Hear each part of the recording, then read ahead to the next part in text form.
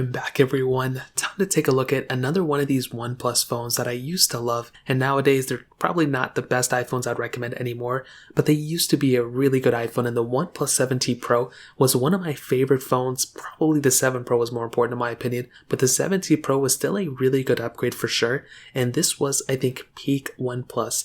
After this point, even a little bit with the OnePlus 8, they were still making some weird decisions, and nowadays I just feel like they lost all hype. Nobody really cares about OnePlus like they used to, and hopefully like the Nothing phone and all these other phones, hopefully they are a little bit better in some areas. Now, with something like the OnePlus 7T Pro, you can pick up these things for not that much money anymore, and even I still have mine. I think I spent about $400 on mine about 2 years ago, and I still have mine. They've gone down in value since then quite a bit as well, so you can pick these things up for substantially less than even that. So I will leave links in the description to some OnePlus phones if you want to get them from there. You can help support the channel at the same time. Now outside, the body of this phone is still very interesting because this was a design change that OnePlus made that has still held up extremely well. This is, in my opinion, one of the craziest designed phones that has probably came out in the last 2 to 3 years. This one came out in 2019, October 10th apparently, and this was stemming off the OnePlus 7 Pro, but this thing had no camera hole on the front. It was just a massive 6.67 inch fluid AMOLED display. It was a 90Hz panel,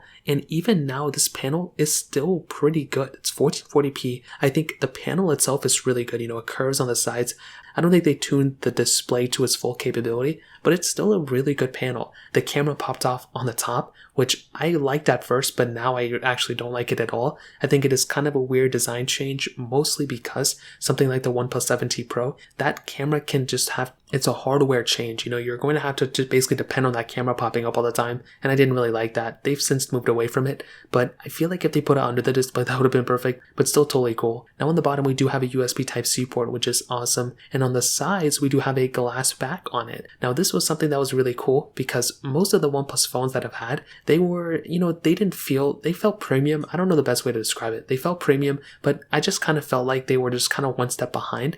But this specific phone, they were ahead. They really just pushed everything to they just pushed everything to the limit with this phone, and I was a huge fan of the way this phone looked and the way this phone felt. With a triple camera setup on the back. Now, this phone isn't perfect. There were some weird things they did. There was no IP certification on this phone, which kind of threw me off. I was not a fan of that at all. There was no microSD card slot, which some people probably expect at this point, but there was also no wireless charging on this phone either, which was even weirder. I'm not too sure why they did that. They could have easily supported this thing with wireless charging, but they didn't do it, and they didn't really even do it for the last several models, to be honest, too. So very strange thing. Don't know why they did that. Bro, it saved a bunch of money for them, but still it would have been nice. So in terms of the outside, that kind of covers it up there. Now in terms of the camera quality, this thing does have that triple camera setup on the back. A 48 megapixel wide angle lens, 8 megapixel telephoto lens, then a 16 megapixel ultra wide sensor, and on the front, like I said before, we have that motorized pop-up camera, a 16 megapixel wide angle lens, and you can do 1080p on the front, which isn't really that good anymore, but you can do 4K at 60 on the back, which is really nice. Now, I will tell you, this camera quality really isn't that great anymore. It is fairly grainy. I think if you're in decent conditions, it's going to be okay, but I do appreciate the fact that this camera does have the ability of zooming in and zooming out quite a bit. It has that triple camera setup, so because of that, you are going to be in a really good position where you can zoom in and zoom out of a photo. In my personal experience, having that ability, even if the lenses aren't even that great, it still puts you in a really good position where you can go ahead and be adapted for any situation. If you need to take a group photo, well, you may want to use the ultra-wide sensor. If something's really far and you want to take a photo of it, well, you can zoom in a lot. So again, you have that type of capability with this camera, which I actually do like, but again, there are other things with this phone I'm not a super huge fan about. The front camera really isn't that great, and I do think the motorized pop-up, feature of it does kind of wear off very, very fast. You will not believe how fast something like that can actually wear off on you. And at first it was cool, it's like a novelty, but after a little while, when you are dependent on that type of camera, you have to keep in mind that that affects almost every single thing that you're going to be using for this specific phone. I mean, you're going to be using it when you're having a case on it. You can only buy certain cases, because if you buy a case that covers the top, well, it's not going to be able to utilize that camera. So there's a lot of things at play here. Personally,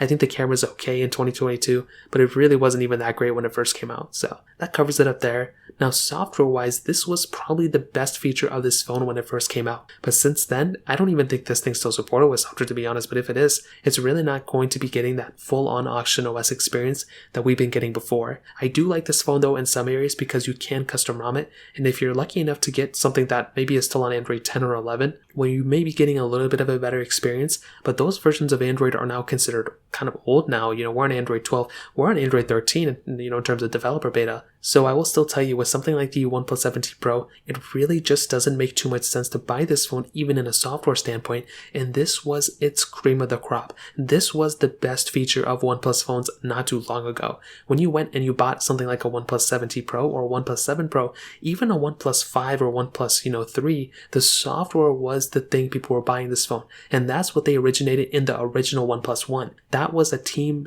led project with CyanogenMod and with the OnePlus team, and for some reason they went away from it, and since then they never really have been able to recover it. I think the OnePlus 7 Pro was the closest they've been able to make us another smash hit like that, but since then it really hasn't been all that great in my opinion. So software wise, that's kind of how I feel about it. Performance wise, this is actually a really good performing phone still. This thing has that Qualcomm Snapdragon 855 Plus chipset inside of it, and you actually have a couple different models. Now I tend to get the base models of these phones. I don't know why I bought the 12GB of RAM option here, but you have 8 gigs of RAM on the base model and 12 gigs of RAM on the top tier model. And as I mentioned before, this is a really cool thing about this phone. Again, having the capability of, just opting in for that 12 gig of RAM option, that is a lot of RAM. That's a lot more RAM than a lot of phones being released nowadays too. And this phone is approaching 3 years old this year. So something like the OnePlus 7T Pro, you have a device that is going to be a very capable machine. This thing has a ton of power within it.